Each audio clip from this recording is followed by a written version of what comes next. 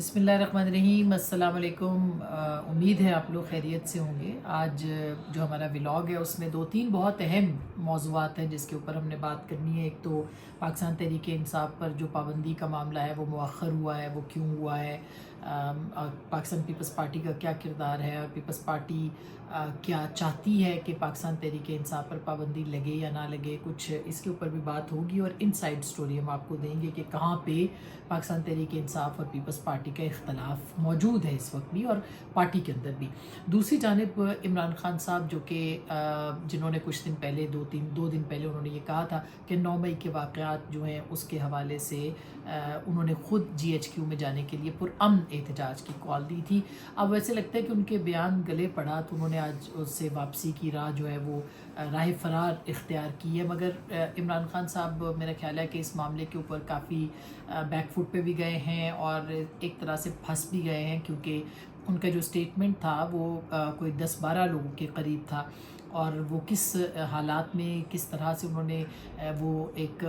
Statement دیا تھا، اس کے اوپر بھی بات کریں گے۔ اور اس کے ساتھ ساتھ یہ بھی کہ آج انہوں نے ایک لمبا چوڑا ٹویٹ، کیونکہ وہ تو جیل میں ہیں لیکن اس کے باوجود ایک لمبا چوڑا ٹویٹ جو ہے وہ انہوں نے کیا ہے، اور ان کو پوری طرح سے ان کے سوشل میڈیا اکاؤنٹ سے وہ آتا ہے، ان کی تقریریں، ان کے کالمز، ان کے ایسے سب، اس پہ پابندی بالکل نہیں ہونی چاہیے۔ اس میں یہ نہیں کہہ رہی کہ پابندی ہے، لیکن پابندی ہے، اور اس کے باوجود ان کی یہ تمام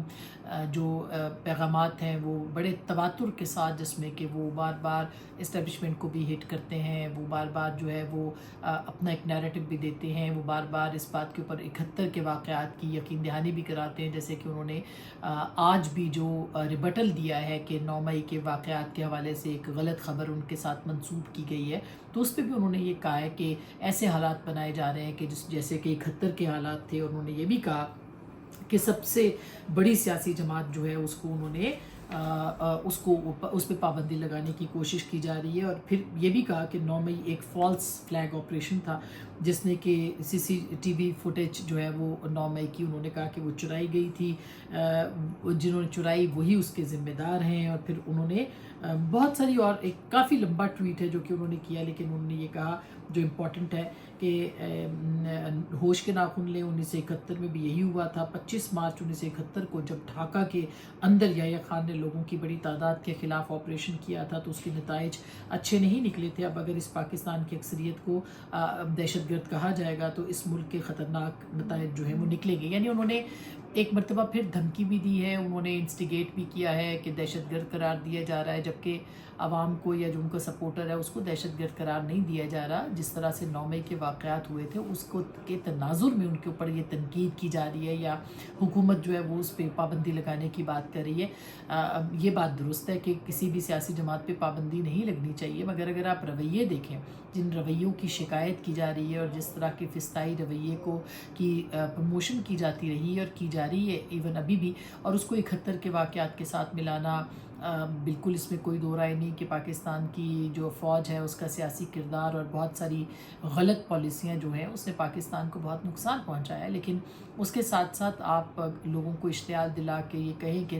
GHQ کے سامنے چلے جائیں اور پھر یہ کہیں کہ پرامن احتجاج ہے، تو میرا خیال ہے پاکستان کی ماضی میں بہت ساری سیاسی جماعتیں جو ہیں بشمول پاکستان پیپلز پارٹی کے اور PMLN کے اور دیگر جماعتیں بھی، عوامی نیشنل پارٹی کے جن پہ دہشت گردوں نے بھی حملے کیے، باقی جماعتوں نے بھی، بہت ساری سیاسی جماعتیں ہیں جن کے اوپر پابندیاں بھی لگیں، ان کے خلاف کارروائیاں بھی کی گئی، لیکن اس کے باوجود کسی بھی سیاسی جماعت نے کبھی بھی اس طرح کی جو ایک مشتعل پالیسیز ہیں یا جو نفرت انگیز پالیسیز ہیں یا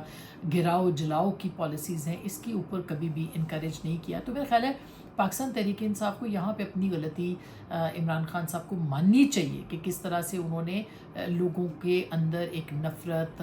ایک غصہ جو ہے اس کو ایک ابھار دیا ہے۔ یہ بھی میں آپ کو بتا دوں، آج ایک بڑا افسوسناک واقعہ جو ہے پنجاب اسمبلی کے سامنے پیش آیا۔ مثلا طاہر انجم کوئی ایک کامیڈین ہیں یا اداکار ہیں، وہ وہاں سے گزر رہے تھے تو ایک خاتون جو کیمپ میں بیٹھی ہوئی تھی پاکستان تحریک انصافی، اور ان کی بڑی نون ورکر بھی کہا جاتا ہے کہ وہ ہیں، انہوں نے اس کے اوپر حملہ کر دیا، اس کے کپڑے پھاڑے، اس کو گالم گلوچ کی، اور وہ مسلسل یہ کہہ رہی تھی کہ خان صاحب کے خلاف مریم کے کہنے کے اوپر جو ہے یہ ویڈیوز بنا رہے ہیں۔ اب دیکھیں یہ جو رویہ ہے، یہ رویہ اس قدر قابل افسوس ہے اور یہ اتنا فسطائی رویہ ہے، اس میں وہ جو خاتون ہیں جنہوں نے یہ کیا ان کے خلاف تو کارروائی ہونی چاہیے، لیکن سوال یہ بھی پیدا ہوتا ہے کہ کس نے یہ ایٹیٹیوڈ لوگوں کے اندر ڈالا ہے، یہ رویہ دیا ہے کہ لوگ جو ہیں وہ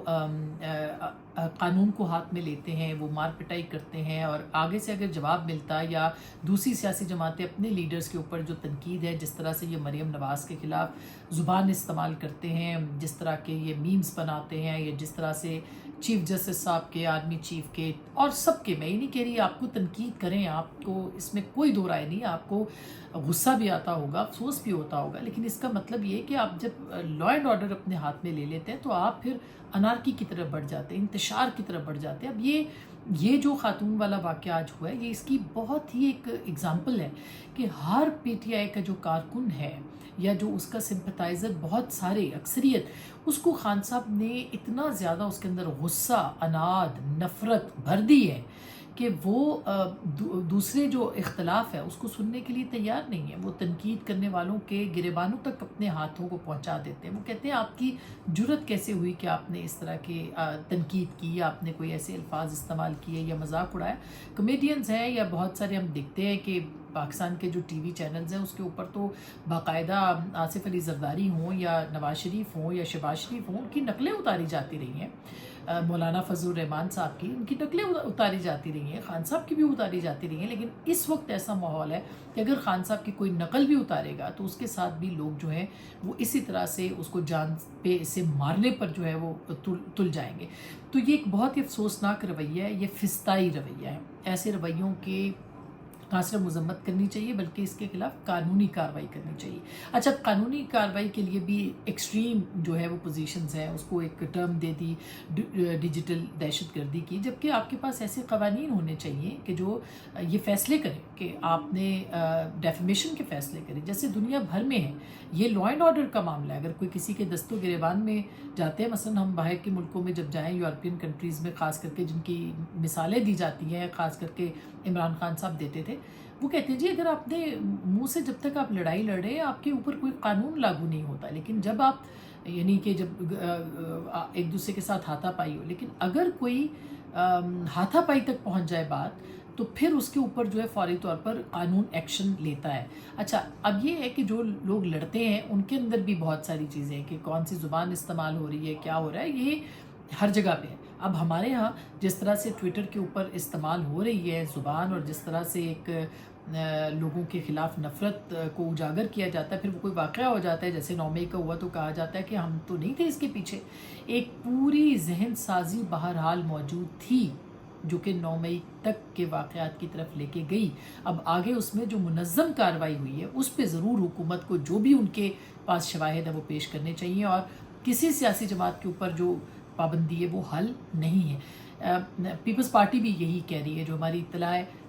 جو صدر صاحب سے ملاقات ہوئی اور جو ان کے مختلف لیڈرز کے ساتھ ہماری بات ہوئی ہے، ایک ڈیوائیڈڈ اوپینین ضرور ہے اس کے اندر۔ اور کل آپ نے دیکھا ہوگا نیر بخاری صاحب نے ایک ٹویٹ بھی کر دیا تھا، اس کے اندر انہوں نے یہ کہہ بھی دیا کہ ہم جو ہے وہ اس طرح کے رویوں کو یعنی ایک طرح سے اندیا دے دیا۔ مگر شاہد رحمان صاحبہ ہمارے پروگرام پہ آئیں فیصلہ آپ کا میں، انہوں نے کہا کہ یہ نہیں ہے، ہم کسی غیر جمہوری چیز کو جو ہے وہ نہیں مانتے، لیکن ساتھ میں یہ بھی کہا کہ پاکستان تحریک انصاف جو ہے وہ ایک فسطائی رویے والی جماعت ہے، یا اس کے اندر جو ہے وہ ایک یہ ان کے جو کام ہیں یا ان کے جو رویے ہیں وہ جمہوری نہیں ہیں، غیر جمہوری ہیں۔ تو اب ایسے لگتا ہے کہ ایک فی الوقت فوری پابندی جو ہے وہ رک گئی ہے۔ کچھ عرصے کے اندر جب کنسنسس ہو جائے گا تو اس کا طریقہ کار جو ہے وہ نکالا جا سکتا ہے۔ مثلا اس کا ایک طریقہ کار تو یہ مجھے مطلب تھوڑی اطلاع بھی کہیں اور تھوڑا میرا انالیسس بھی، کہ یہ نظر ثانی کی جو پیپلز پارٹی نے اپیل کی ہے، اسی کے ذریعے سے جو کچھ بھی معاملات بنیں گے وہ کسی لیجسلیشن کی طرف جا سکتے ہیں۔ جب دوبارہ سے کورٹ سنیں گی بہت ساری چیزیں سامنے آئیں گی تو مخصوص نشستوں کے حوالے سے، لیکن اسی دوران ہو سکتا ہے کہ ایک ماحول ایسا بنے کہ جس میں کہ یہ چیزیں بھی عدالت میں نہیں نہ صحیح تو میڈیا کے ذریعے سے یا لوگوں کے ذریعے سے ایک صحن سازی اس کے اندر بنانے میں لوگوں کی کا موقع دیا جائے. تو میرا خیال ہے کہ یہ ایک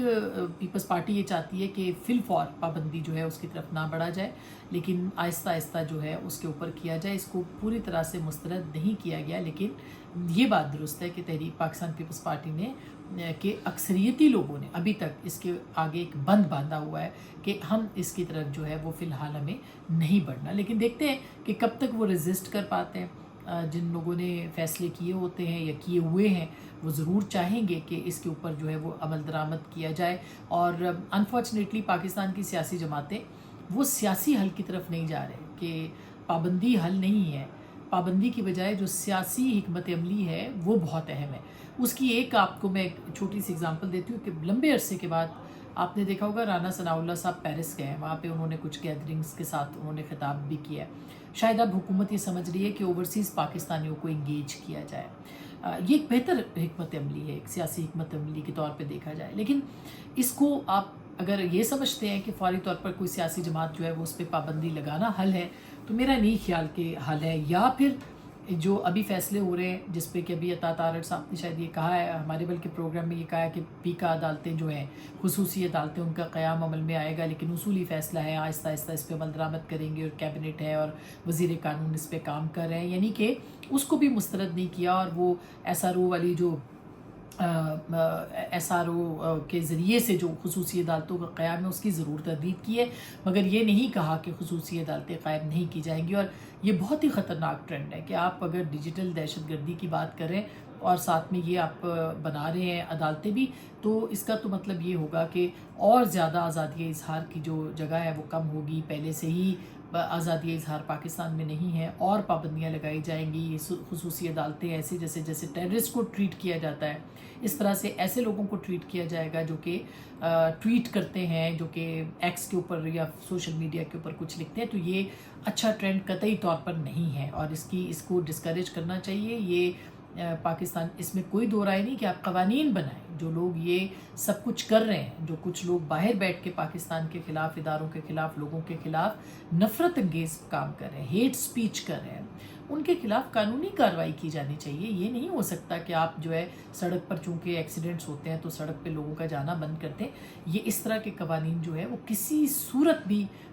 مددگار نہیں ہوں گے پاکستان کے اندر جمہوریت کے لیے. تو